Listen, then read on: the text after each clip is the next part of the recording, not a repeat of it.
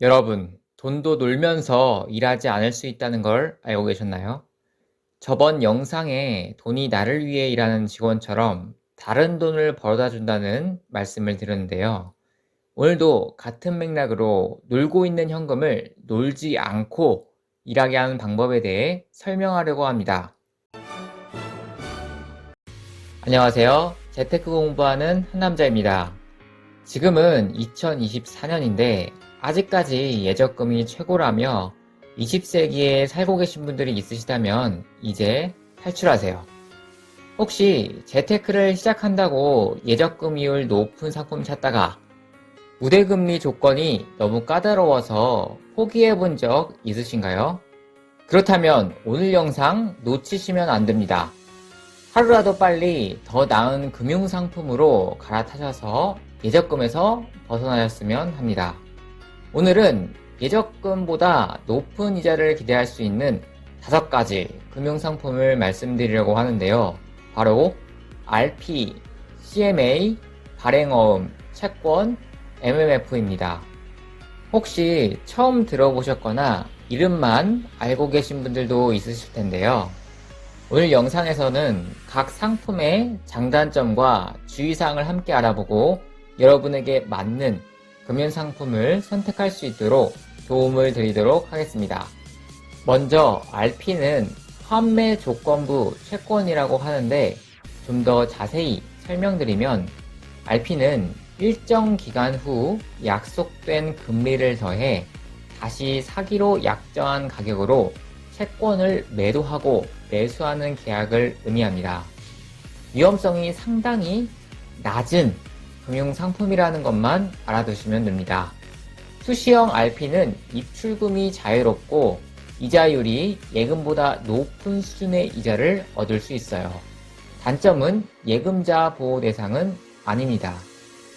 CMA는 자산관리 계좌라고 하는데 쉽게 말해 증권사 파킹 통장입니다. 좀 더 자세히 설명드리겠습니다.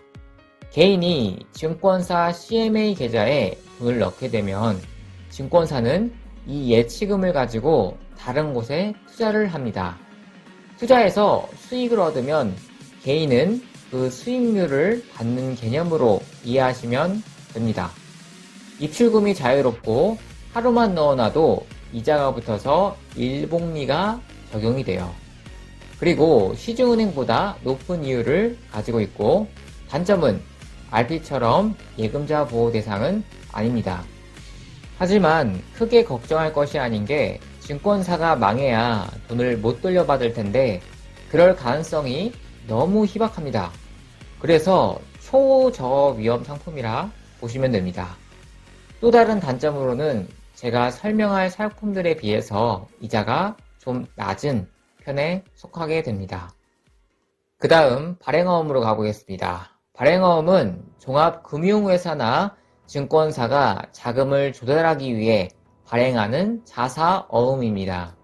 쉽게 말씀드리면 구조가 고객이 예치한 돈을 다른 자산에 투자하고 고객과 약속한 기간이 만기에 원금과 약속한 이자를 붙여서 고객에게 돌려주는 것이죠.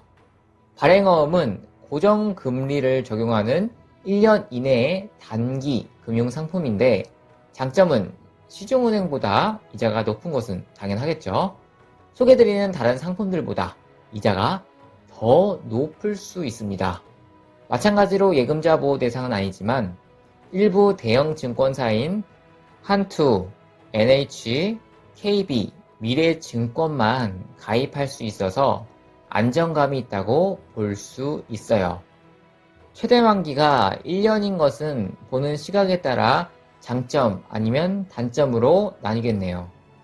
자, 다음 채권이란 상품은 스펙트럼이 굉장히 넓은데요. 위험도가 낮은 것부터 높은 것으로 나뉘기도 하고 만기일이나 수익률도 제각각입니다. 하지만 저는 국가가 발행하는 채권이나 큰 회사의 채권 중에서 장외 채권을 추천드립니다. 선택지가 매우 다양한 만큼 상품의 수익률과 만기일이 천차만별인데 본인의 상황에 따라 선택하는 재미도 있는 것이 바로 채권의 매력입니다. 또한 증권사마다 특별 판매로 수익률을 더 주는 경우도 있으니 잘 살펴봐야겠죠. 채권도 당연히 시중은행보다 금리가 높고, 금리가 높은 상품들은 수익률이 5에서 7% 하는 경우도 봤어요. 그렇지만 돈이 묶입니다. 채권, 채무이기 때문에 돈을 빌려주는 것과 똑같아요. 그래서 만기일까지 돈을 찾을 수 없다는 단점이 있습니다. 마지막으로 MMF는 머니마켓 펀드의 약자로 단기 금융 상품에 투자해 안정적인 이익을 추구하는 펀드 중 하나라고 보시면 돼요.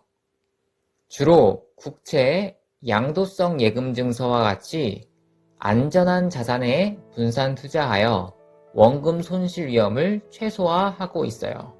하지만 단점으로 금리가 떨어지면 수익률도 함께 떨어지는데, 그럼에도 은행 예적금보다는 나은 수익률입니다. 단점은 태생이 펀드라 예적금 보호가 안 되고 금리 변동에 민감합니다. 금리가 하락하면 수익률이 좀 떨어지는 상품이죠.